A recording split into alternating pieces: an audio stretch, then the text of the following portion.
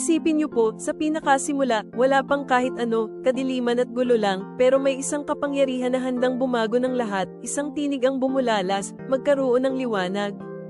At nagkaroon nga po, hindi po ba't kahanga-hanga ang unang araw ng paglikha, at mula sa liwanag na iyon, nagsimula ang kamanghamanghang paglikha ng Diyos, ginawa niya ang kalangitan, ang lupa, ang dagat, at ang lahat ng may buhay, bawat isa, perpekto at puno ng ganda sa kanyang paningin, gaya ng nakasulat, at nakita ng Diyos ang lahat ng kanyang ginawa, at, narito, ito'y napakabuti, Genesis Kapitulo 1 versikulo 31, ito'y patunay ng kanyang walang hanggang pagmamahal sa atin, ang kwento ng Genesis ay kwento rin po natin, bawat araw, bawat buhay, ay patunay ng kanyang walang hanggang pag-ibig at kabutihan, sa lahat ng kanyang nilikha, ikaw po ang pinakamahalaga sa kanyang mga mata, kaya't huwag kailanman mag-alala, mayroon pong pag-asa at kapayapaan lagi sa kanya, yakapin po natin ang pag-ibig na ito.